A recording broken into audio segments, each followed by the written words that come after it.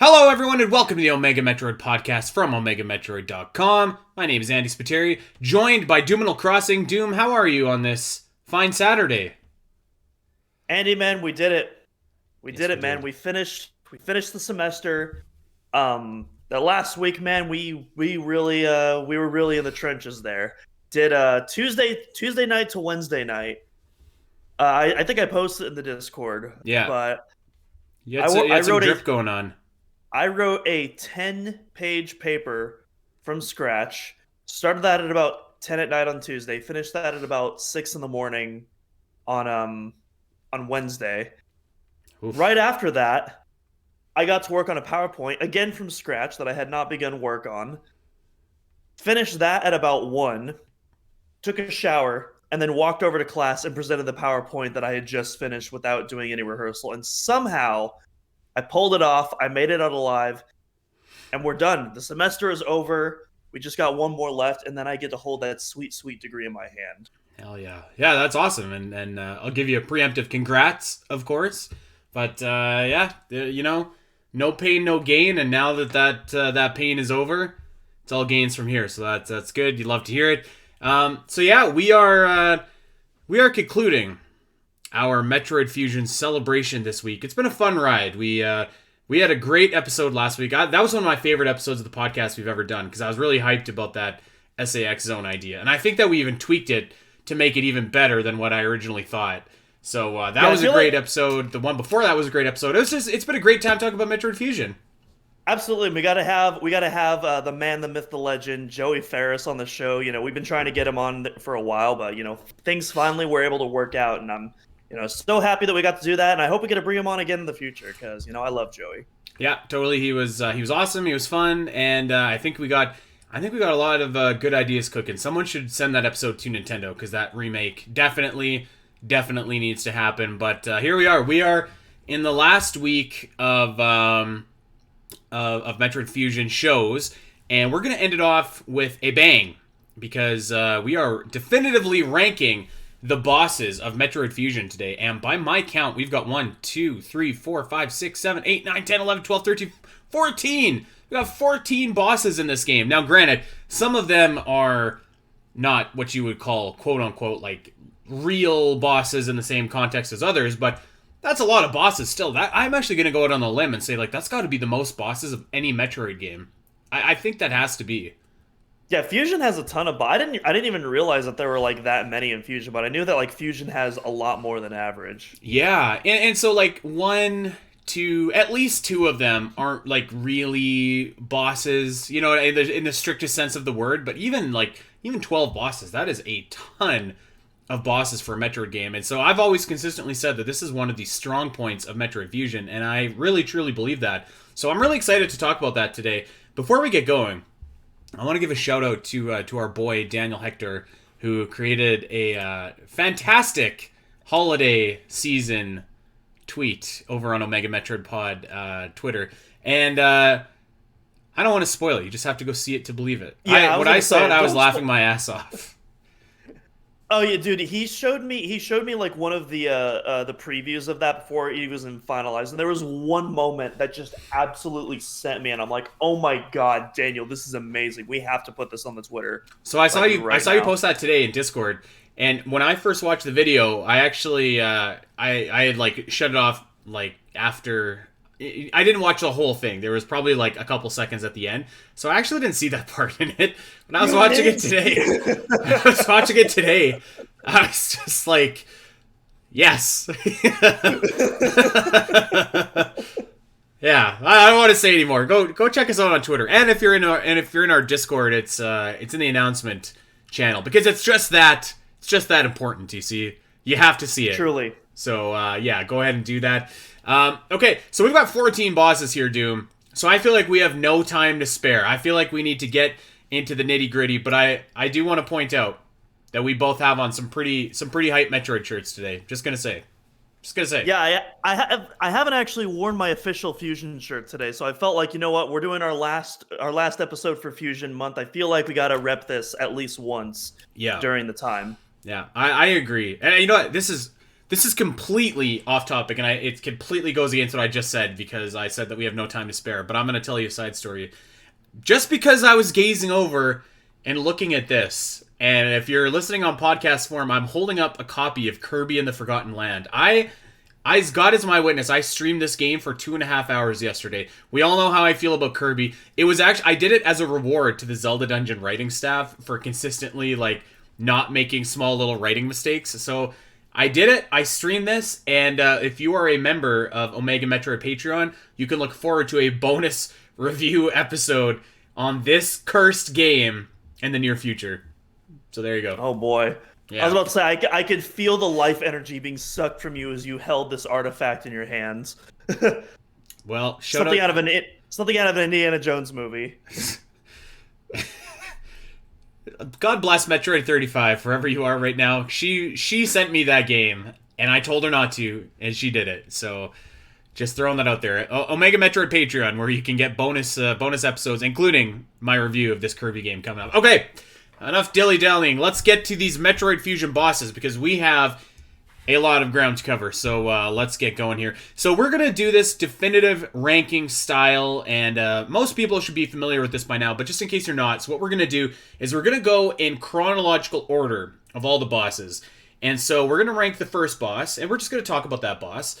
Then we're going to go to the second, and we're going to rank the second boss either above or below. And then we're going to get to the third boss, and we're going to rank it either above, below, or in the middle, etc., etc., etc., until we have a list of 14 bosses ranked from best to worst. And, we did this for Metroid Prime. I think that we had a similar kind of list. And I have to admit, I was taking a look at this, but I specifically did not want to make a list beforehand, just because I didn't want to be stuck to my own list before. You know what I mean?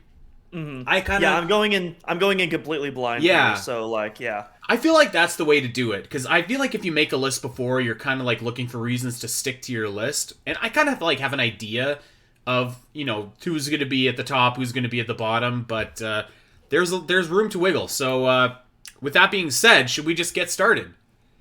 Let's go. Okay, all right, let's start off. That was a Chris Pratt sounding "Let's go" on my behalf. That was. You actually sounded exactly like Chris Pratt as he said that too, because he literally is just "Let's go." So, yeah, shout out to that. All right, Arachnus X, and I'm just gonna throw this out there. All these bosses are actually called they have an X at the end. I'm not gonna say that just because we all know that they're X parasites. Okay, so it's not actually Ridley. It's not actually Arachnus. Spoilers. Whatever. Well, if you haven't played Metroid Fusion after 20 years, and you're listening to this podcast, I don't know what to tell you. But yeah, so Arachnus. Let's start off with this iconic boss of the Metroid series. And I have a lot of love for this fight, because I think it's a great intro boss fight, actually. It's easy, but somewhat challenging enough. And I really this isn't actually a part of the boss fight at all, but beforehand, there's actually 2 energy tanks that are hidden right before, so you can go and kind of level up, which I've always really liked. But no, I think that this boss is good. It's a classic Arachnus boss fight. He shoots beams at you, he tries to derby roll you when he rolls up into his little shell. It's a fun introductory boss fight. His sprite looks awesome, so I like this one. I mean, it's not going to challenge for me for the top of the list, but I think it's a solid mid-tier fight. There's nothing really special, nothing really wrong with it. It's just a good solid fight.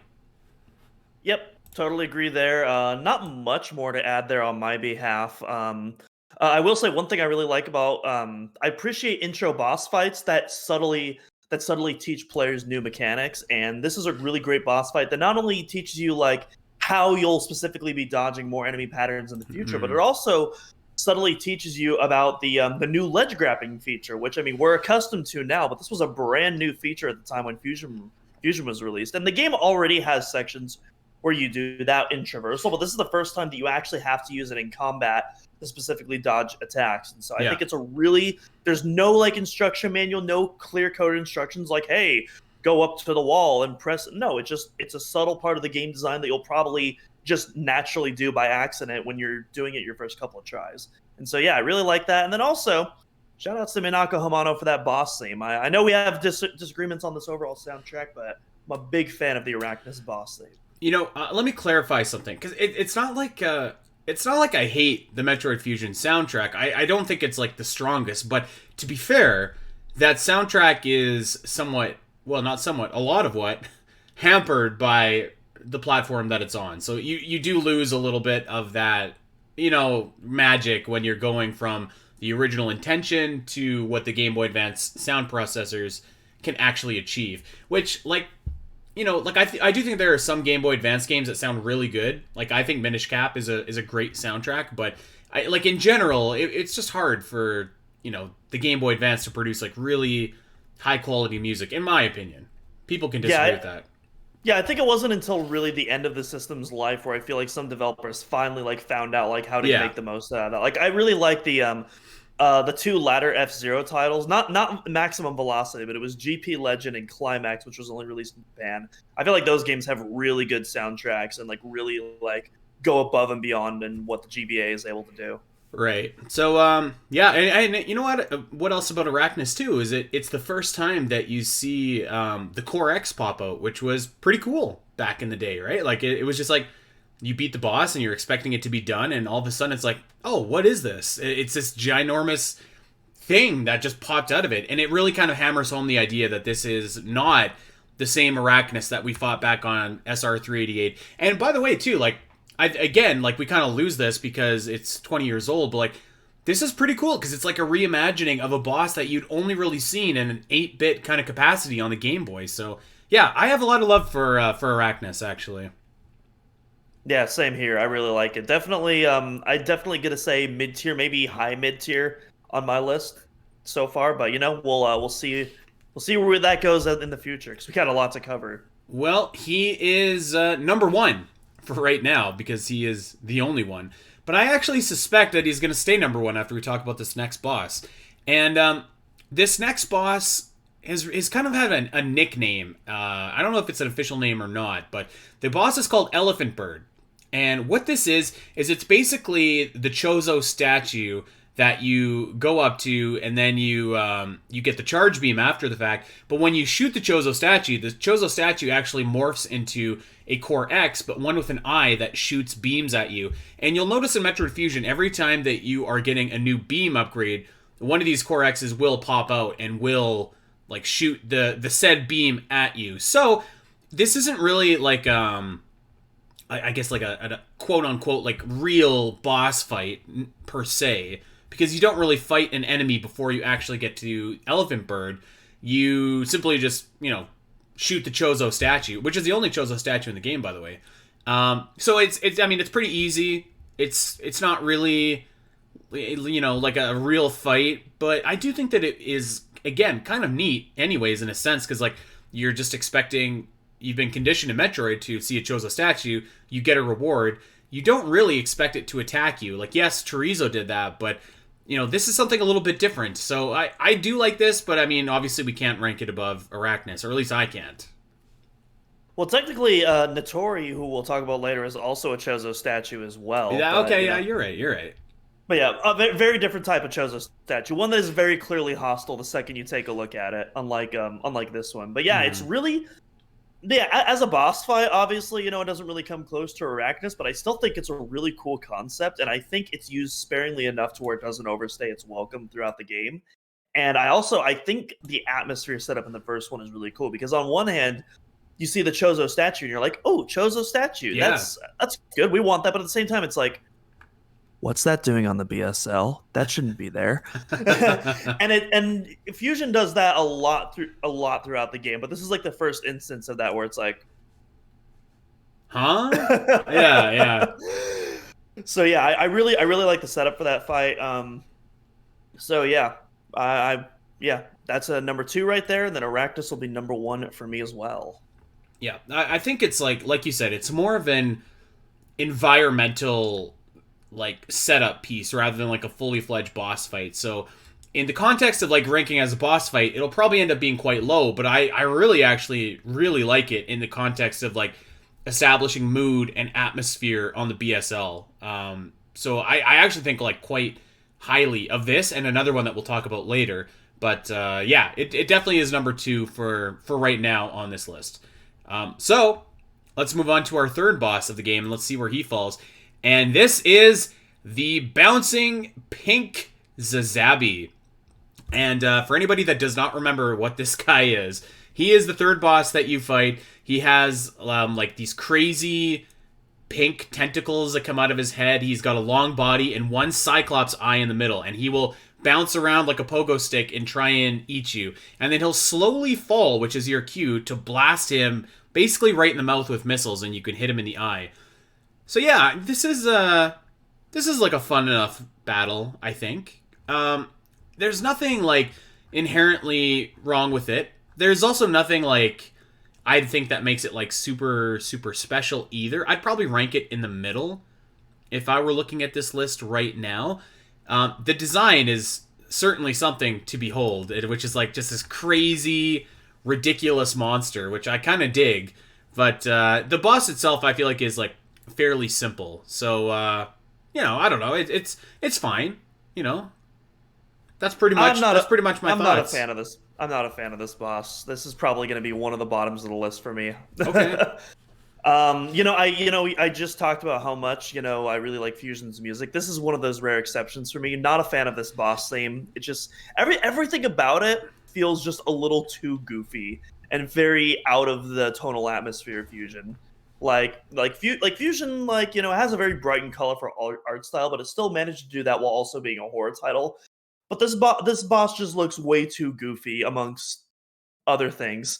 We'll just say that, along with the music, and it's also really interesting because in Samus Returns, they brought Arachnus back in that game, but they don't use Arachnus' theme. They use this boss theme, which is worse than the Arachnus theme in my opinion, and I don't understand why. So, yeah, this one's going at the bottom of the list for me. Not a fan. The bottom, even below the elephant bird. You know what? I can support that actually. I'm fine with that. Like I said, like there's nothing really wrong with it, I don't think, but it does. It's a little bit of a slower pace fight because like it's very easy to dodge his attacks, but like it kind of takes him a while to jump, and then especially when he's falling, it can take a long time, and especially if you're kind of playing cautiously, which you might have to if you're playing at a higher difficulty or with a low percentage run or anything like that. Like whenever I play, I usually like blast missiles up as quickly as I can, and if I take a couple hits or get caught, like I'm like whatever, the extra damage is worth it so this fight can end. But it is a little bit of a slower paced fight if you're fighting it perhaps the way that it was intended to. So I mean, you do get the high jump, and actually you get the spring ball, which is a much better power up I think than the high jump. So yeah, I don't know, I could probably agree with it going at the bottom for now. I feel like all right, I'm gonna let you take the lead on this next one, because I feel like this one will probably end up ranking somewhat high on our list. So, Doom, go ahead and talk about our next boss, which is Serris. Yeah, I mean, what's to say more about Serris? This is like, there's going to be one boss at the end of the game that I think is going to be rivaling this one, but right off the bat, Serris is like an instant top-tier boss. You got the music, the unique mechanics of the fight. I really enjoy it kind of reminds me of like the Hive Mecha fight in Prime, for example, because you're like trapped on a very narrow piece of it's not one piece of platform, it's multiple pieces of platforms, but you're trapped on these very narrow pieces, and you don't really have a lot of opportunity to make room maneuver. Yeah, technically you can fall under the water, but most people aren't going to do that. Most people want to stay above water, so that way you can actually not move at the speed of a PowerPoint presentation. And yeah, I absolutely love this boss. Very simple, very lickety split quick, but it's a good time. I think the music is very complimentary to it as well. Mm-hmm. And yeah, music, weirdly not a lot, huh? I was gonna say, music is awesome. Definitely one of the highlights of Metroid Fusion, I think, is the Serris theme. I would rank this high, but I don't think it would challenge for my top spot. I actually like the Serris boss battle a lot better in other games, like AM2R, or I played a bunch of like Metroid Fusion ROM hacks where like the Serris boss battle has been like really fun.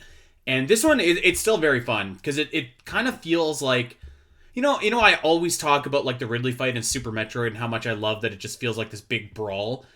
This kind of feels like that a little bit as well, where like he's moving so fast and like you're firing missiles trying to hit it in the head. It kind of has that same energy where it feels like this big drag knuckle fight where like you're just trying to hit him. I do wish that you could damage Serris like from anywhere instead of straight on at the head, which I don't know. I guess that makes sense, but I wish that he just had like a much higher hitbox and then like you could just shoot him anywhere. I think that would like just make it a little bit more chaotic and a little bit more fun. But like even as is, like the fun is super fight. He's so erratic. He's so fast. I do go to the bottom of the water like a PowerPoint presentation, and because I feel like that's a much more manageable way to fight Serris, which kind of isn't as fun, like because you're not jumping and it's a lot slower pace and you're waiting for him to come back, but it's effective. So like I go to the bottom, and then when you're at the bottom, you can typically see the bubbles that will pop up, and then you know that Serris is about to come up, and you can have your missiles ready or your beams ready and just like clobber him while he's there.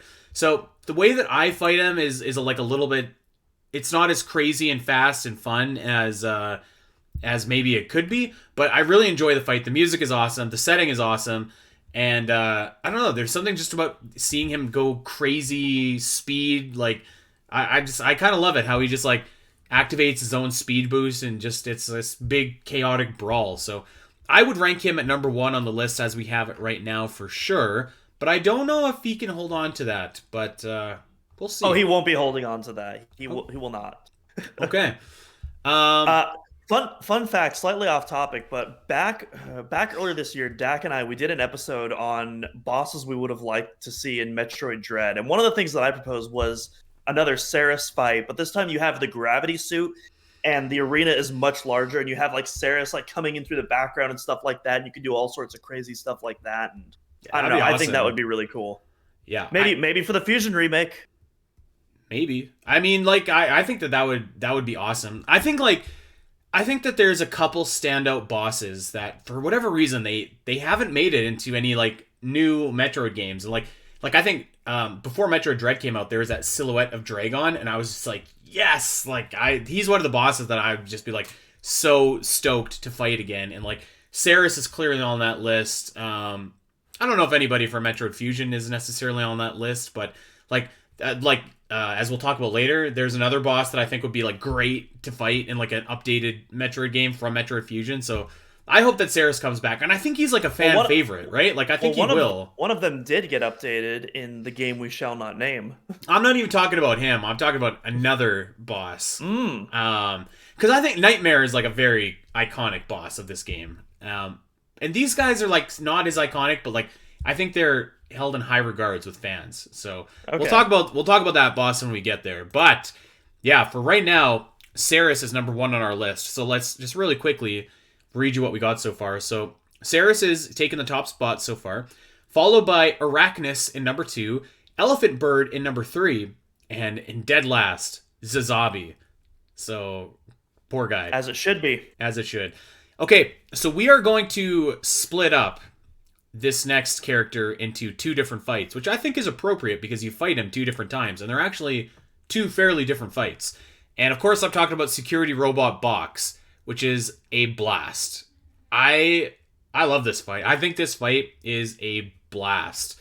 Both of them, actually. And I really love, first of all, the design of B.O.X is so good. Like, he's just this crazy robot. I like the story of him, how he was like this thing on the BSL that went rogue, and the programming is messed up. So it's like he has an actual function, and he's not just like a generic monster. I actually like that when the first time you fight him, he's not an X-Parasite yet, which is like different from anything else.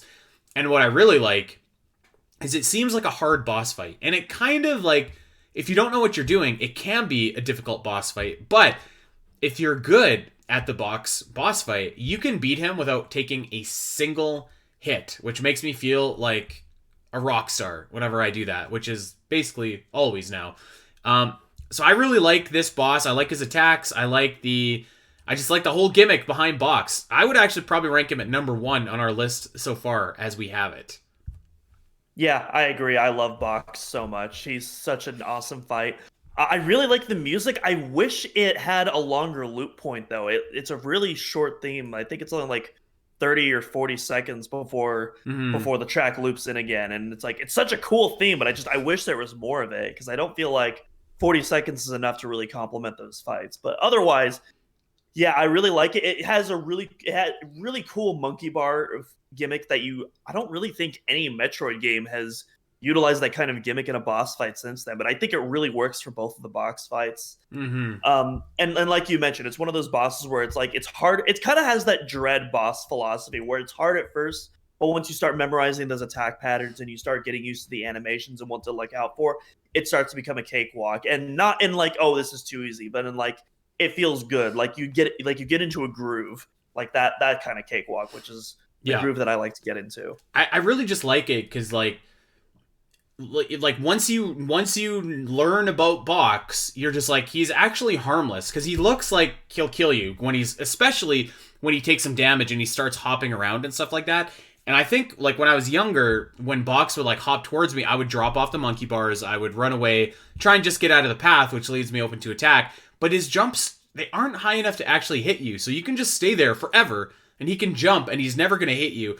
And his firebomb, all you have to do is just like literally, once it lands, go and stand directly above it, and that will also never hit you. So I really like the way that it makes me feel like smart and like like a really good Metroid player after I'm done.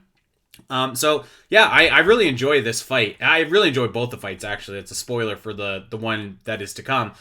And I also really like the intro to the boss fight as well, because usually in the game you enter the boss room and it's very obvious because it'll play like, you know, the little boss theme prelude music. You'll see like a Core X like generating, so it's pretty obvious when you're about to fight something.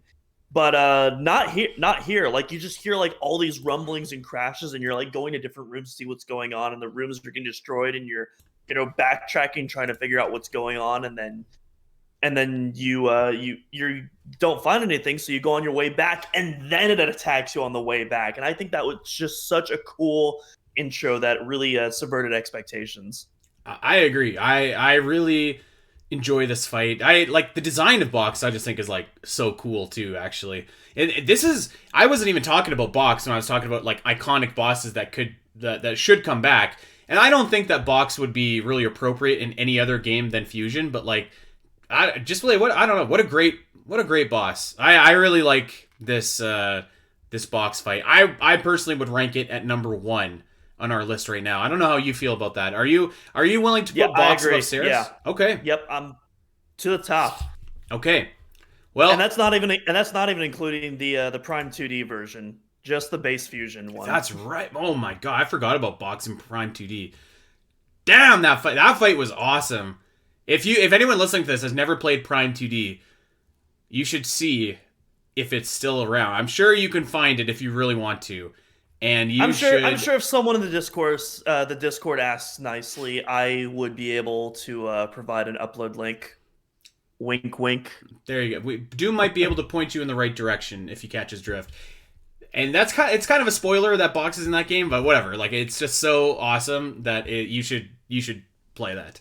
Anyways, so all right, B.O.X. has taken over the top spot. The rest of the list remains the same. Except B.O.X. is now in number 1. And B.O.X. Fight 1 we have to specify as well. So, from the top to the bottom, let's go. The next boss is Barrier Core X. And I am tempted to put this at the very bottom. You can maybe talk me out of it. Because I don't know. I think that this fight is probably worse than Zazabi, but I'm not sure. So this is like the giant, it looks like a giant Core X, and it's got about 8 smaller little Core X's around it. All it does is it just flies around and you just blast it with your beams, and there's not really a strategy. It's not really an exciting room that you fight him in. It's not really like, I don't know. The whole thing is just kind of underwhelming. And the worst part is you get the god-awful Fusion Variosuit after, which is, I don't even want to hear it. That is the absolute ugliest suit in Metroid. And you mean the god tier Fusion Variosuit? The suit is garbage. And all these people that like are trying to say that the suit is awesome, I'm sorry, it's not. It's horrible. It's horrible. And so is this boss fight. I think it's the worst one. I would personally rank Zazabi lower, but I'm totally fine with compromising and putting this thing lower because it's pretty unmemorable for me. It uses the same boss music, which again is one of the few boss themes in this game I actually don't really like all that much. Yeah. And yeah, like Zazabi, the Zazabi I would rank lower just because like I just think it's super goofy looking and just you know what like though, at least it's game. unique. At least it has a unique design. This looks like it's just a big Core X. But like with Zazabi, at least like there's a little more player engagement that you're doing. Like you actually have to go underneath it, fire missiles, get out of the way. With this, it's literally just you're literally just spamming missiles like every few seconds when it actually comes up on screen, and it's just it's just not fun. I don't despise it, I don't hate it, but it's just unmemorable. So, I agree. I'm like I would say that there's not really like a really bad boss fight in Metroid Fusion. Like the worst boss fights in this game are just kind of the ones that are like very unmemorable, they're very fast, and they're very like easy. And I would say that this one checks all three of those boxes. Like it's not memorable, the music isn't that great, the item's not that good, the boss design isn't that good, it's very easy. It's you know, as far as Metroid Fusion bosses go, which we've established that this game has awesome bosses, it's about as much of a stinker as you probably are going to find, unfortunately. So I think I'm gonna rank it last. It's got to go last. Yep, that's fine with me, totally. Well, sorry, Barrier Core X. But I have a soft spot actually for this next one, which is the Human Core X. And this is almost the exact same scenario as Elephant Bird, where it's not really like a boss fight, and it's almost identical in that like you see something, you shoot it, and then it transforms into a Core X. The only difference is that this one is a human, which kind of gives you a glimmer of hope, because you're just like, oh my god, like there's another living creature on this station. And unfortunately, it turns out it's just an X-Parasite. So basically everything that we said about Elephant Bird can be applied to this scenario, except you do have the extra like pressure of there's a countdown going on as well. So like you have to beat the Core X in, you know, a finite amount of time before the BSL blows up, basically. So it has that going for it. It's got the cool like flashing alarms going on. So the atmosphere is like really good. It's not like, I mean, listen, it's not like the challenging boss fight or anything like that, but I don't know. I think it's pretty fun for what it is. You know, Joey brought up something really interesting in the last episode, in that if there was a Fusion remake, one thing that he would be worried about was the kind of overabundance of cutscenes for like specific stuff. Like for instance, the Frozen Ridley reveal. Like, and that's something I think we all agreed on. Like, I think the reason stuff like that works so well is because it's something you naturally stumble upon in the gameplay. It's not like something where we quickly fade out to black and then a pre-rendered cinematic comes in to like give us all that details. And I think that also would really apply to here as well. I think that this reveal is so effective because not only it's done in gameplay, but it's only done if you shoot the human. There's no like text prompt or like any. The only hint that you have is that like you've reached the reactor core that's melting down, and you see a live human typing away on it, and like you don't know. Perhaps this guy just happens, you know, to try to be stopping it. You don't know. The only way you can know for sure is if you shoot him, and that's when he'll like turn at you and like do his transformation, and like that's such. Like, I feel like if you turn that into a cutscene, like, you would take so much of that magic away. But we're not talking about that. We're talking about the actual fusion that we have right now. And I think it's super effective. And I would probably put it just one level above the previous Elephant Bird. I was going to agree with that, actually. I was maybe going to push it above Arachnus, but I don't think in good conscience we can do that. But no, it is an exceptional, as a moment in Metroid Fusion, it's exceptional. Exactly. As a boss fight, you know, it is what it is. It's short, it's sweet, it doesn't overstay its welcome, and it's very, very cool. And the atmosphere is off the charts. So, yeah. Okay, let's recap this list, because we're a few bosses in, and we should probably just keep track of what we got going on here. So, in our number one spot, we have B.O.X at the first B.O.X fight at number 1. Number 2, we have Serris. Number 3, we have Arachnus. Number 4, Human Core X. Number 5, Elephant Bird. Number 6, Zazabi. And number 7, and dead last, is Barrier Core X. I have to say, I'm not sure there's a boss on this list. The rest of this list, that is worse than Barrier Core. So he might be he might be staying there. I have to say, he might be staying there. But let's continue. He lasted longer than Plated Beetle did in Prime, so. Well, that's I guess that's something to brag about. Okay, let's talk about this next boss. And I'm gonna just throw this out there right now. He's number 1 on this list as we have it so far, in my opinion. That is Yakuza, who is the spider boss that you encounter, I think, in the main deck, right? Like, Yep. Yeah, once all the foliage and stuff is going off.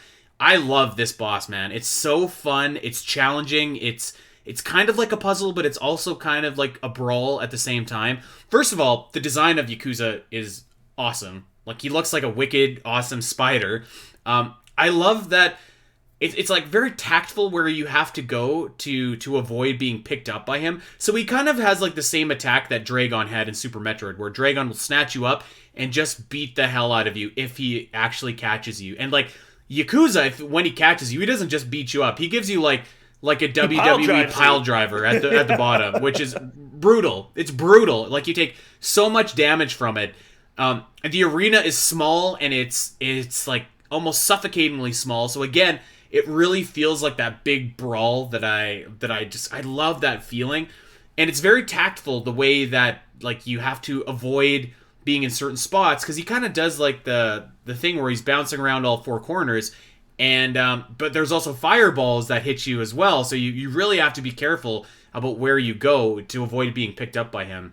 And I'm reading this on OmegaMetroid.com, and I forgot that I even put this, but it reminds me of the episode of The Office, actually, where like they're all watching the DVD screen, and like they're just like, sometimes a DVD screen will line up and go right in the corner. That reminds me of this Yakuza fight, and that's only phase 1, by the way.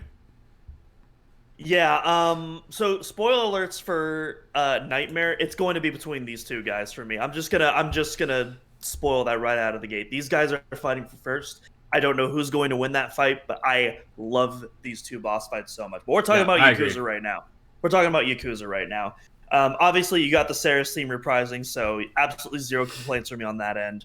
The boss fight, all the mechanics of it, it's like a better version of Zazabi, because you have to get underneath it, shoot the missiles, but like there's so much more player engagement. You got the Office DVD thing, like you were talking about, which I absolutely love that reference. When I remember reading that guide for the first time when I was getting the screenshots for that, and that got a good laugh out of me.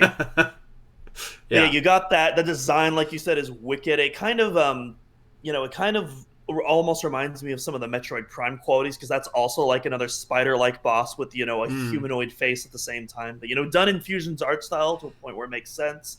Like you mentioned, the second phase is I don't even know what the hell is going on in the second phase, but I don't care. I love it. The second phase elevates it even. It would have been like a fun boss fight in the first phase, but the second phase is like bonkers, which is so awesome. So once you damage Yakuza enough, he sheds all of his legs, and it's just his head, and he starts bouncing around like a maniac, and he's dropping little, I don't even know what it is, like parts of himself from his mouth. Yeah, and like you have to shoot him in the mouth, and like as you shoot him, he springs away and comes back even faster, and the more damage he takes, the faster it gets.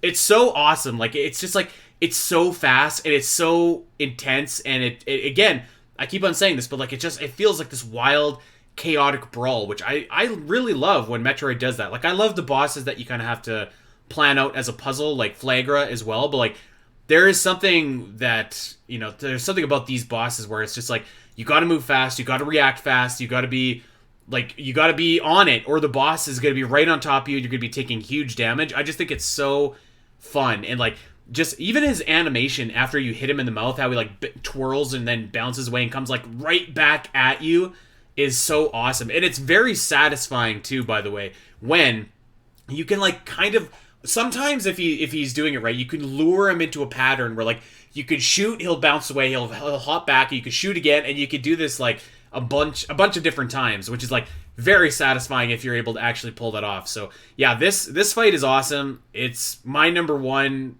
on this list for sure. It'll be challenging for number 1 overall when we're done, but like I'm looking at some of the other bosses here, and I'm like, there's a lot that are challenging for number 1. So yeah, this fight I feel like this fight is so good, and you get the space jump too after as a reward. By the way, Well, I'm which is pretty awesome. sure. Well, I'm pretty sure that's why he's doing like his infinite jump in the second phase. I'm pretty Yeah. sure that's him utilizing the space jump. So But good. yeah, it also takes place after my favorite section of the game being the power outage. So I mean, that's right there. It's just immediate bonus points about that. Yeah. This boss has a little bit of everything, and I think that it's like very, very fun. The two phases are so different, but like they complement each other really well. Music is awesome, design is awesome, setting is awesome, the arena is awesome. It's an awesome boss fight. I love this. Yeah. The only drawback is you're in that horrible Varia suit. That's the only thing I'd change. So yeah, I mean, it does blend into the environment a little bit. it kind of actually does blend into the ground, to be honest, because the ground is green with like other green spots on it, and then there's fire. So I don't know. Maybe it's like a Metal Gear Solid 3 camouflage kind of deal. Exactly. Okay, so that is number 1 on our list right now, as it stands. So the entire list is the same. We just have Yakuza at number 1, and everything else has moved down into one spot. So let's keep it going here, and let's talk about Notori. And I feel like I've been kind of taking the lead on some of these, so I'm going to let you go first here, because I do have some thoughts about Notori, but let's see where you stand on this guy. So I've seen a lot of people dunk on Notori. I personally really enjoy this boss fight. I'm Yeah. not gonna put it in number 1, but again, I think it's very brutal. You know, it has those returning plants from Super Metroid that everyone loves. That'll just black hole you and just start sucking away your health. Oh, brutal. Obviously, obviously not fun when you get caught into it, but again, there's a good rhythm, and if you pay attention, there's a good rhythm you can get into to where you can avoid that. But yeah, I can understand if you're someone that doesn't catch on to like, you know, how to stay on the platforms and memorizing the pattern of like the little seeds or whatever that fall down. I can understand how constantly getting knocked down would make you start to loathe and despise this boss. Mm-hmm. But of course, I am biased as someone who has replayed Fusion multiple times. I am someone that's had the opportunity to be able to improve with this boss fight. But once you do, I think it's quite fun. You get an awesome upgrade. It's one of the creepier bosses in this game too. Like I feel like a lot of the bosses, we talked about the Serris theme, for example, which we love. That's not really a creepy theme. That's like more of like an adrenaline pumping action theme right there. But this theme is like genuinely disturbing with what, and you also have kind of the body horror going on, despite it being a statue essentially. Mm-hmm. You take off the first half and you see like all the tendrils coming out of the bottom, and it's just a lot of really disturbing imagery at the same time. And so I'm just a big fan of it in general. There's also a really cool Easter egg when you defeat Notori. So defeating Notori is the source of like all the overgrowths and the vines that have been overtaking the station and shutting down the power. After you leave the room, if you come back into the boss room, all of those green plants will be brown and dried up and dead. It's a really cool Easter egg for a room that you otherwise would never revisit at all, but just a cool detail that's in there regardless that I love. So I think I'm gonna be putting Notori at the number 2 spot. Okay, I was gonna suggest that maybe Notori go either like definitely above Arachnus. Maybe number 3 because there is B.O.X too, and I do well B.O.X 1, 2 as well. I mean, we haven't gotten to B.O.X 2 right. yet, but I think I think number 3 because I don't think I can quite put Notori over B.O.X 1, but I also feel like they're so different. It's almost hard to directly compare them. I think that this is like the most unique fight in Metroid Fusion, actually, and I think you kind of nailed it because like it's not your typical boss fight. Like it's a very slow paced, creepy, methodical boss fight that like is very different because Notori doesn't even attack you for the first phase. It's just like all the spores and all the flowers and stuff. Man, those flowers, by the way. It's actually funny because it reminds me of quicksand. And, like, you've always heard, like, the more you struggle in quicksand, the faster that you sink. These flowers are the exact same way because, like, your inclination when you fall in is to, like, mash the jump button and, like, get the heck out of there, which seems like what you should do. But actually, you just have to press it once in one long, steady jump, and that's how you get out. So you kind of have to remain calm a little bit if you fall, which I kind of dig. But, yeah, so, like, I mean, it doesn't attack you at all in the first phase. You just have to avoid everything else. You've got that slow, creepy music playing, and yeah, like the second phase I think is pretty easy as well, but it's just like, I don't know, it's just like this creepy Chozo statue that's being like brought to life by this weird kind of foliage. You never really do understand what Notori actually is, which I kind of like. So yes, it's very different. I can understand why people might not like it, because it's not really like a boss fight like the rest of the bosses on this list. But I think that that's actually like a good thing, because I mean, when you have 14 bosses in a game, like you don't want them all to be similar and all to be like these action throwdown brawls. Like you do want to have like the slower paced ones that maybe it's the environment that challenges you rather than the boss itself. So I would rank this high as well. I would have probably said under Serris, but I'm okay to do above Serris actually, because like those are pretty much the same level for me, but they're as opposite as you could possibly get. One is fast and insane, the other one is slow and methodical. So yeah, I kind of like it. The actual boss isn't that challenging, but again, doesn't need to be, and it's more an environmental hazard type of boss. So yeah, I kind of dig that. And you get the plasma beam, which is like so awesome in this game. So yeah, I could be down with that. This might be my favorite of the 2D plasma beams. Like, it absolutely rips in this game. It's very effective for sure. Actually, I think once you get the plasma beam, it's almost like, not that you stop using missiles, but like for a lot of bosses, I'm just like, okay, I'll just use my beam instead, because it's just a lot more effective. So, yeah, absolutely. Okay, well, I'm going to put him in third. Yeah, well, let's put him in third spot. Let's run down this list really quickly, because we got a couple heavy hitters in a row to get to next. So, we've got number 1, Yakuza. Number 2, Security Box Fight 1. Number 3, Notori. Number 4, Serris. Number 5, Arachnus. Number 6, Human Core X. Number 7, Elephant Bird. Number 8, Zazabi. And number 9, Barrier Core X. So, let's go to the one that everybody has been waiting for us to talk about. And that is Nightmare. And man, I don't know if this is going to be number 1 or number 2. I really don't. But I mean, what I do know is that this is an awesome fight. And the first phase is just kind of cool, because like you see Nightmare and you're like, oh my god. The first phase lasts for about like 30 seconds. And then the gravity effects kick in, which is like the real awesome part of the fight. And like, man, it's like such a unique aspect to this fight. You've never seen it before in Metroid. You really haven't seen it since, well, except for fighting Nightmare and Metroid Other M. And it's just like, everything about this is just very cool. Like, the design of Nightmare literally looks so creepy.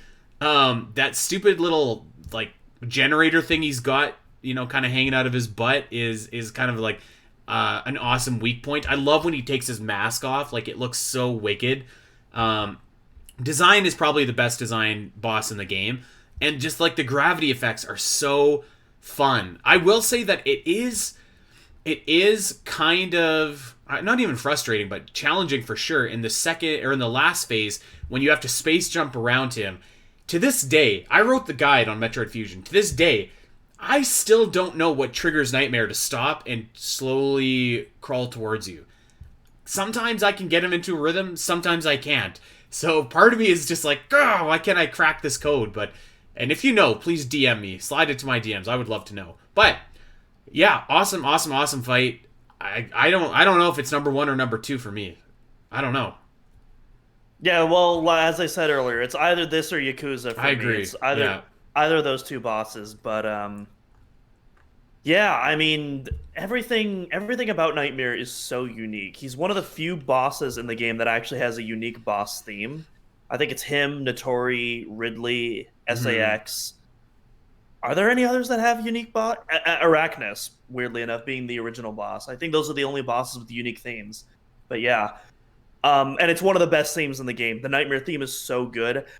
It's what really works about this game, about this boss fight so well, is, we were just talking about how Notori is so different, and how rather than being this action-oriented boss, it more takes on the body horror approach. It's more about the atmosphere of the boss. Nightmare does all of that together. It's a really interesting boss fight with unique mechanics, and it's creepy, and it has arguably some of the most memorable body horror in the game, like you mentioned, when the mask is revealed, and then the more damage you do to it, the more messed up and grotesque and just melty that face becomes. And we talked about this before on the podcast, but like it almost feels like by the end of it, you're just trying to put it out of its misery. Like it's like wanting you to like take it out, and it's like this, and like it never explicitly outright says, but it looks just tortured, and it's like it's a really dark moment for a Nintendo game, but I think it really works in this fight so well. And the more I'm saying it out loud, I think I do just have to put it at number one, even above Yakuza. Which seems like the obvious choice, but like there really is a lot about this fight to like. I think like the body horror element, like even actually it's creepy in the sense that like once you do finally destroy that gravity generator, you should feel a little bit of respite because you're like, okay, well at least the gravity isn't going to be warped anymore. But that makes Nightmare so much faster, and then he just chases you around and he's constantly bumping into you. So that isn't even like a good thing to have happen. Just like the amount of ways that you can beat him too, I feel like is a strength. Like you can do the slow and steady route and like space jump around him and make sure that you're not taking any damage, or you can be a little bit riskier and like do some tight jumps around him and try and lure him into that rhythm where he comes over to the left. Just I think that the arena itself like is fine, but like when the gravity effects are going on, it just like it looks so awesome. Like you've never seen anything like it in Metroid. So I'm kind of talking myself into number one as well, which I kind of wanted to go with Yakuza because I feel like everyone listening to this probably assumed that Nightmare was going to be number one. But I mean, sometimes sometimes you're just the consensus is the right choice. Which, by the way, this gives you the gravity suit, which is like so much better than that god awful Varia suit. So yeah, this might have to go number one. Yeah, like part of me wants to like go against the consensus, but at the same time, I just got to be honest. And like as I'm talking about it out loud, it's just like, yeah, it's just a better boss fight. It like the thing I love about it too, like you've played Metroid Fusion a million times, so have I. I think that this fight is still challenging. Like these other fights, like once you kind of learn the pattern, like we were talking about B.O.X, which I love that fight, but we could do that fight without taking a single hit, right? This one, it's still just like, okay, I'm going to try and lure him into coming over, but I might not get it, and I'm going to get punished if that happens. So, like, I like that about this fight as well, that it's still, after all these years, can be somewhat of a challenge to actually get through. So, yeah, I think, you know what? Nightmare, sometimes people are just right, and Nightmare is number one, and I think that that's fine. On rare occasions, people can be right. That is true. Yeah. Okay. Well, let's move on and let's talk about Security Robot B.O.X number 2. And I'm going to throw this out there for your consideration, Doom. I would put Security B.O.X fight number 2 just above B.O.X fight number 1. Because I think that, like, they're very similar fights, but this one just has an element of more danger. So you've got the electrified water. He will hit you now when he jumps, so you do have to move. You've got those god-awful... They look like little airplanes that he fires out, like little homing missiles. And the design of B.O.X, he just looks so awesome. Like he actually kind of looks like Mother Brain, to be honest. Like the brain is showing, and that's where you damage him. He just looks unhinged. He looks like he's like completely lost it. And the Core X that pops out looks very, very cool. I really like this fight. It's the same kind of idea, same principle, but you do have some added elements of danger. You have that scraggly appearance, and I think that the arena is actually... maybe not cooler, but it certainly feels more dangerous because like you're in the depths of Sector 6 and you've just encountered the restricted zone, and like there's a lot going through your mind, and it's like, now I got to finish off this guy. So I think the atmosphere combined with that, I think that this is just like an awesome fight. Probably doesn't touch Yakuza or Nightmare, but I think it's just below. Yeah, this one's.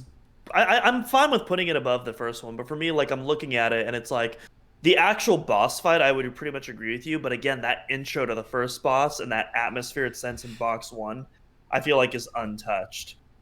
But okay. Ultimately, I do agree, but ultimately, the actual boss fight that we're actually rating, I do think is a significant improvement, and so I think it's fair to put it above. Okay, I think it should go above, just because of all the elements that we mentioned. Yeah. But like you can really almost look at them as an extension of the same fight, because like all the mechanics are identical, like just some small things have changed, but like I think both of them individually are very fun. This one I think is more challenging, which is why I'm putting it a little bit higher, just because I like to be challenged when I play Metroid, and the first one, great as it is super super super easy. So and I don't know, there's something about those airplanes that I just find very charming as well. So yeah, I would push for it to be above the first one, and you get the wave beam, by the way, so that's cool. Which is very important for the next cutscene. It sure is, yeah. You don't get to the next cutscene if you don't have the wave beam. Okay, so we have 1, 2, and 3 bosses left. We're in the home stretch now. And here we go. The one that, other than Nightmare, I'm sure everyone's been waiting to hear about. And that... Literally hear about. Yeah, that's Ridley X. What the hell is up with that scream of his? Oh my god. Iconic. I can't even... my voice doesn't even go that high. Like... like, it's horrible. It sounds worse than the noise that I just made, and that sounded god-awful. Horrible. Terrible. But charmingly terrible, kind of. But terrible. Yeah. Yeah. I think it's a good mid-tier Ridley fight. This is one of the worst Ridley fights in the series. I'm just gonna throw that out there. Really? Yeah. Really? I think other than okay, so if we were to take away the cutscene of Other M, I think that Ridley fight is actually fine. Like, it's fine. Mm-hmm. I think that it's between this one and Zero Mission for the worst fight in the series. Because both of them... I'm sorry, but both of them are, like, pathetically easy. Pathetically easy. This fight is... So, let me just set the stage, actually. I think it's cool that the Super Metroid Ridley sprite shows up at the beginning, and, like, the whole thing where he crumbles down and turns from ice or whatever. I think that's cool. And I think that the design of Ridley X is pretty neat. Like, I think that he looks, intimidating and, like, kind of like a dinosaur more than a dragon. But that's where the good portions of this fight end, I think. Like, there's nothing new from the Super Metroid Ridley fight, and it's just a worse version of that fight. But, like, a much worse version of that fight, I think. He is significantly easier. You can do, like a dozen charge shots, and he's dead. It's a small arena. There's nothing else going on. No other kinds of hazards that might add a little bit of a challenge. I mean, his tail is going crazy, yes, but, like, I don't know. This is a Ridley fight. Like, I expect kind of a challenge or a frantic feel or something, and this is, like, just it's too easy. Like, it's just, I don't know. Even if you're going at a low percentage run and you're not collecting missiles and everything like that, or energy tanks, like, you can just obliterate him with your charged plasma beams, and it's over. So I think it's a very disappointing fight. I'm gonna rank it, like, let's look at this list. I mean, I agree with that, but, like, on par with Zero Mission, like, I cannot in good faith rank it that low. I mean, like, I would say for Zero Mission Ridley, I think that the sprite looks very cool, and I think that the intro cutscenes are very cool. So it has that. But other than that, it's everything I said about this fight applies to that fight as well, because that one is also, like, pathetically easy. So it kind of is just like, which Ridley sprite do you like better, Fusion or Zero Mission? I don't know. I would rank this one in and around Arachnus, and I'll let you decide where it can go. I think that's fair. I think we could put Arachnus above it. Okay. I don't know. It's just, I just feel like it's disappointing. Like, especially after you see Ridley earlier, and you're just like, oh man, like, there's Ridley, he's on the ship, what's he doing? And especially after you fight Nightmare and then B.O.X. And the last 3 bosses you fought are Yakuza, Nightmare, and B.O.X. And all of them rock. And I guess you fought Notori in there, but like, all those, you've got to have a string of excellent boss fights, and then you get Ridley, which is just like a piece of undercooked pasta, and it's like, Feels like your washed up uncle that's well past his prime showing up to the family dinner. Yeah, this was Ric Flair's last match, okay? Where Ric Flair is 73 and he still wants to show that he has it. That's what this fight was. Maybe it's good that Ridley took Metroid Dread off to reinvent himself, change his gimmick. Because yeah, this fight I feel like is very disappointing. It's so easy. It's just, I don't know. It's a big plodding fight. I feel like he's not very agile. I feel like he doesn't fly around as much. He's just kind of like a sitting duck for you for the entire time. So, yeah. Too bad. Yeah, I don't know. I don't despise him, but he's just kind of forgettable to me. Other than the one thing that I would give to him is, again, really cool new boss theme that he's got. I like that really slow tempo that they went with for this game. Really changes things up. I will agree with that. I think that the boss theme is good, but not good enough to save it. Okay, let's review this list so far because we're going into the final stretch of the final boss. Number 1, we got Nightmare, and Nightmare has secured the number 1 spot at this point. Number 2, Yakuza. Number 3 and 4, Box Fight 2 and 1 respectively. Number 5, Notori. Number 6, Serris. Number 7, Arachnus. Number 8, Ridley. Number 9, Human Core X. Number 10, Elephant Bird. Number 11, Zazabi. And dead last is Barrier Core X, who I also assume has secured that dead last spot for himself as well. So yeah, we got 2 left. Doom, do you want to take the first one? I'll take the second. Sure thing. So we, the whole game has been building up to this.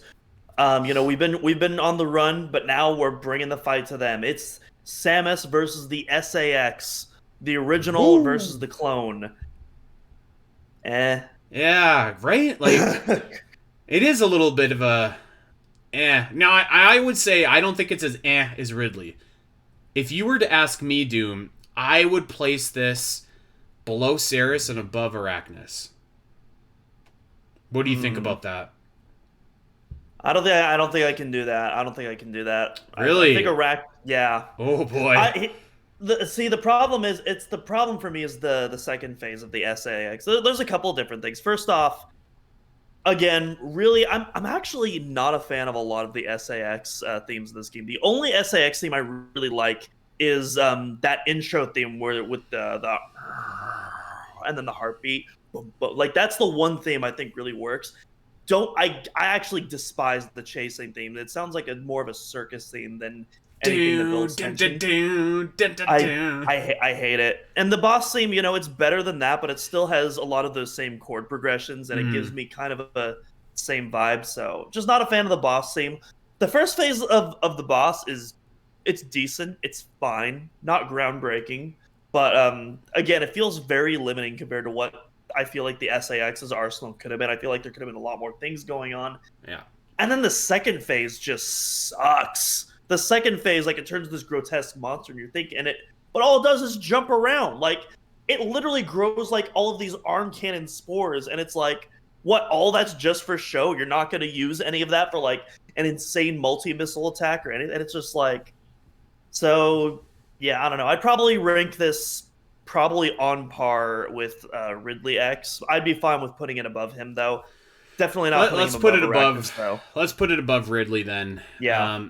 Yeah, I actually pretty much agree with everything that you just laid out, where I think the first phase is fine enough, but like there is a lot. Like, it's like if the SAX was using power bombs and shine spark, we talked about this last week as well, but like it just feels like they really limited the SAX in terms of what it could actually do in order to combat you. And like it kind of like even the layout of the room, it's not conducive to a super engaging boss fight, because if you want to, you could just run away from it and jump on platforms, wait for it to fall down, blast it, and you can rinse and repeat, rinse and repeat. It's literally the 2D equivalent of circle strafing. Yeah, like it's just kind of... But significantly less engaging. The AI of the SAX just like isn't very... It's not very smart, you know? Like, no. you can... I wrote about this in the Metroid Fusion guide on the site. Like, you can even like lure the SAX into a pattern where you will charge your shot, jump, shoot it in the back, it'll turn around, you can charge your shot, jump, and like you crush it that way. So the first phase does It's fine enough because like it is pretty cool to fight like a clone of you, like so you can get away with that a little bit. But there's like it feels like there should be a lot more. Like there should be more on the table. And then the second phase is awful, and it just comes out of nowhere. Like what is that thing? Like why is it? Like why does it look like that? Like it if I could have maybe understood if they turned it into like a power suit morph looking monster, but like it just kind of looks like a generic monster. Like to me, it's got a bunch of eyes. It's got a bunch of, I don't know. Like it doesn't look like anything that we might say like, okay, that Samus mutated into that. And then you're right. Like it's just a very, I don't know what he's doing. He's just jumping around, and it's just kind of like, oh, okay. And it's one of the easiest attacks in the games to Totally. like dodge. You know what I was saying earlier about like how I really love the boss fights that are frantic and like heavy artillery stuff like that. This is one of the ones I think could have benefited from like a puzzle kind of approach where like maybe it morphs into something like I don't know, something else, and I don't know, like you have to unlock something. You know what actually might have been a decent blueprint was the Queen Metroid fight, because that one is like you're fighting a big grotesque monster in a close space, and it's not really like a puzzle, but like you have to roll into its mouth and blow it up. I don't know, like anything else would have worked better than I think what they did. I think that the second phase of the SAX fight is really, really, really bad. Like I would put it up there with like Barrier Core and Zazabi as just in terms of like how awful it is. I think there's a lot left on the table for the first phase, but I do still like the first phase just because it is pretty cool to fight like a clone of yourself. And I guess it's not as cool now because we have like a bunch of fights with Dark Samus under our belt, but at the time it was awesome. And I don't know what they were going for at that second phase, but it didn't land for me. And they should have pulled an AM2R where it just straight up blows out the walls behind you, and it actually like takes the fight to like different arenas. That might have been able to do it. But even still, would have had to have more attacks than just jumping around. Still, I just like the jumping. I think is lame. The look of the second phase of the SAX is lame because I like actually like on its own it looks fine. It looks like a cool monster, but just in the context of like this is supposed to be like a Samus clone, it's just kind of like. What is this? Like I don't know. I think the design of the Raven Crate X and Dread is cooler because you can tell like what it's an amalgamation of. It's Raven. It's this Core X took the deceased corpse of the Kraid we fought earlier and it combined the two. This is like it's a Samus and I think a Hornode and maybe some other stuff. I'm not sure. It looks like an interesting monster, but there's not really anything that we can relate it to. Yeah. So. I don't know. That's tough because like you want to love the SAX because it's such a incredible force of nature, but it is like a little bit anticlimactic when you actually do get to go and fight it. And I think that's one of the reasons why Doom like I kind of feel like I'm a little bit negative towards Metroid Fusion sometimes on this show, even though I love Metroid Fusion. It's just there's some other Metroid games I prefer, and I think it's because you end on like this 1-2 punch of like. You have a kind of a meh fight with Ridley and then a meh fight with the SAX, and it's just kind of like, okay. And I like the next fight that we'll talk about, but like even that, like it's a storyline fight, right? Like it's not really like challenging for the best fight in the game, even though I like it. And it's also something that's very much riding off the coattails of Super Metroid. And while it's still effective, it doesn't hold a candle to like the Super Metroid variation of that. Yeah, well, let's just talk about it now. Let's get over to the last boss battle of the game. And that is in Omega Metroid, which, how serendipitous that we are talking about Omega Metroids on Omega Metroid. So, our namesake... Which you can check out on OmegaMetroid.com. I'm literally on OmegaMetroid.com right now, looking at the guide that I wrote with the screenshots that you provided. How is this? What a tag team. What a world we are in. Two guys talking about Omega Metroids on Omega Metroid, looking at Omega Metroid. Who would have thought? So I mean, this is fun. I like it. Like I think it tells a good story, and really that's all this boss battle is. It's just a story boss battle. So I mean, it's obviously not going to challenge for top spot. But I would contend to you that this one I would actually rank above Arachnus. I think I would do that. I think that's fair. Absolutely. Just because there's a lot of like really cool twists that like play out, and again. Not a single line of dialogue up until the actual epilogue section. But during the fight itself, no dialogue. Everything's told through just the environment and in-game cinematics. And so yeah, I think it's really effective at that. Yeah, I agree. This is exactly the way that I like the story to be told. Moment I was gonna say, and the moment you collect like the OG like various suit colors, like that is such like a hype. The first time that it happened, like that was like an actual raise your fist in the air, F yeah type of moment. Like it was so hyped the first time that happened.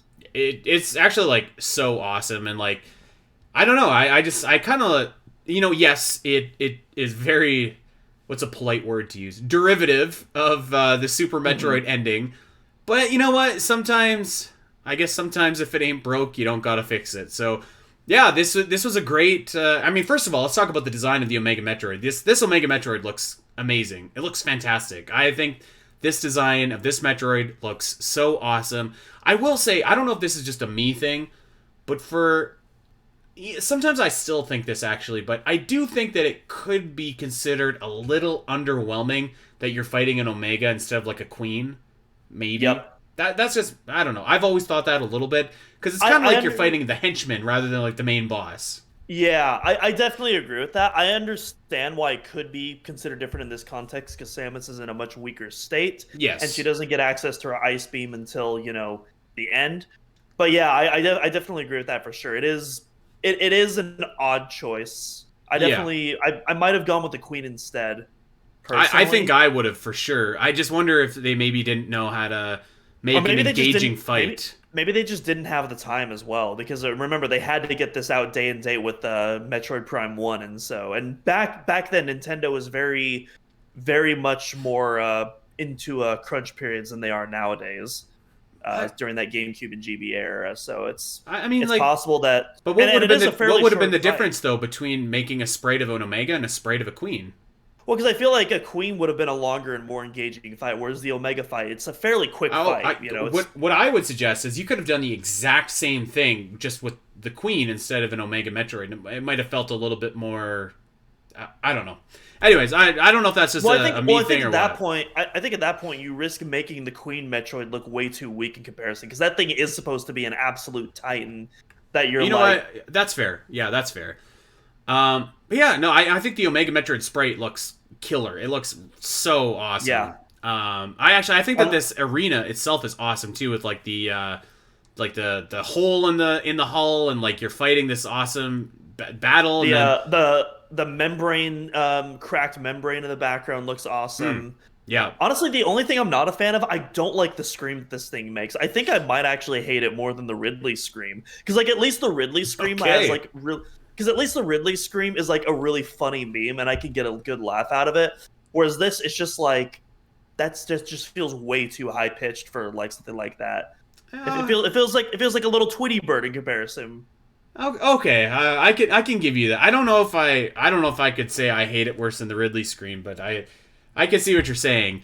I do love that. I think that the story is really awesome. Like, maybe it doesn't have like the same kind of weight as the baby Metroid sacrificing itself, but like I think that the SAX kind of doing what it was like naturally programmed to do and eliminate the threat of Metroids is kind of engaging, and then like you taking the SAX into yourself is kind of engaging as well. The fight after that is kind of whatever, but I think as a much like Elephant Bird and much like the Human Core X, as a story moment, I think it's pretty cool.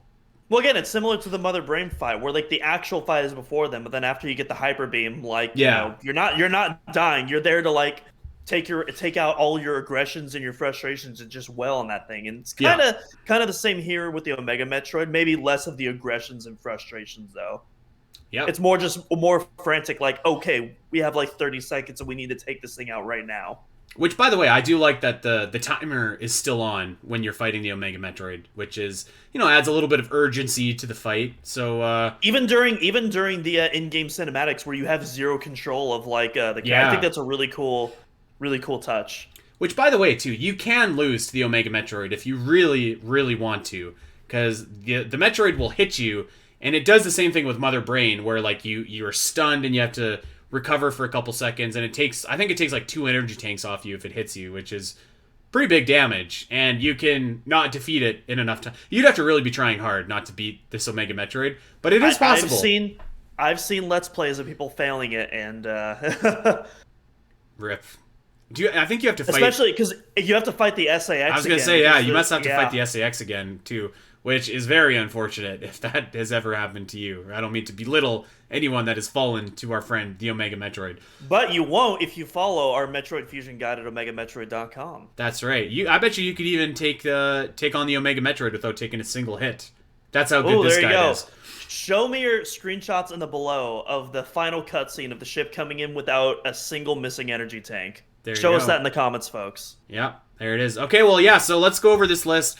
We've went through 14 bosses so far, and we've got a definitive list. How many did I say there were? 14? 1, 2, 3, 4, 5, 6, 7, 8, 9, 10, 11, 12, 13, 14. Okay, I'm going to try and do this from worst to best. So in number 14th, the last spot, the loser is Barrier Core X.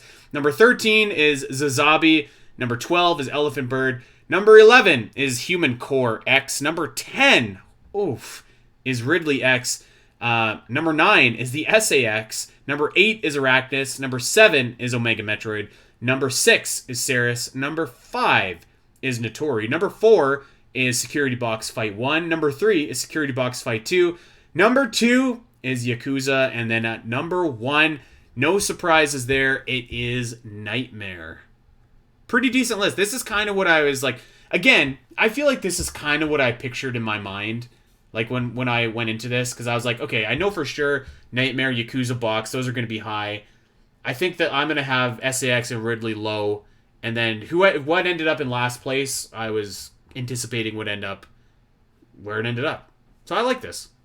Yeah, I don't think there were like too many upsets here. I feel like most of the placements are like roughly in the position where most other people would put them. It's not like our Prime Fight where I know a lot, including some of our own editors, very much disagreed with our Meta Ridley takes. But yeah, a lot of them did. Yeah. So speaking of our man Daniel Hector, a Fallen Apple on Twitter, by the way, he had his own. He was inspired by our list, and he released his own ranking of the Metroid Prime 1 bosses, and he was not nice to our boy Thardus. Not nice at all. Too bad. But yeah, there you go. But you know what? That is okay. Because, we, on OmegaMetroid.com, unlike Elon Musk, we do take freedom of speech seriously. And so, you know what? We'll let our editors go ham with that, even if we don't necessarily agree. I don't even want to hear that name again. What a loser. Anyways, so yeah, there it is. Our Metroid Fusion boss rankings. Let us know if you agree, disagree. I don't know. Do people like the Ridley X fight? Is that going to be a hot take? I'm not sure that it is. I don't know if I hear anyone talk about it like glowingly. I don't think so. I don't think so either. I think our list is, I think, in tune with what a lot of people's lists might look like. Anything, I feel like if anything, I might have been a bit too nice on it. So, I'm looking at what's below it. I could make a case maybe for Human Core X above Ridley. I was about to say, like, I would not mind maybe a last-minute revision of putting Human Core X above Ridley X. I'd be... I in good conscience, I can't do that. As a moment, yes. As a boss fight, I can't go there. I can't do it. Okay, all right. Let us know what you think of our list. We have Ridley in, what do we say, 10th spot. So he's low. And I think that this might be the worst Ridley fight in the series. Let me know what you think about that. But yeah, there it is. Let us know what your Metroid Fusion list is going to look like. And, of course, a happy anniversary to Metroid Fusion. It's been fun talking about it for the last couple weeks. But we are going to move on, and we are going to talk about what we want from this series in the year of our Lord 2023. That's coming up next week. For now, we're going to get out of here. You can check us out over on Twitter at Omega Metroid Pod, at Spiteri316, at Doominal Cross, and of course, check out OmegaMetroid.com. Guides, news, fan news, everything you could possibly imagine. If you want to beat some Metroid Fusion bosses and not take a single hit, OmegaMetroid.com is for you. We have a Patreon too, by the way, as I mentioned at the top of the show, so check that out. And of course, wherever you get your podcast, like, subscribe, recommend, 5-star review, all that jazz. You know what to do. That is it. We are going to get out of here, and we will see everybody next week. And happy holidays to everyone. Take care.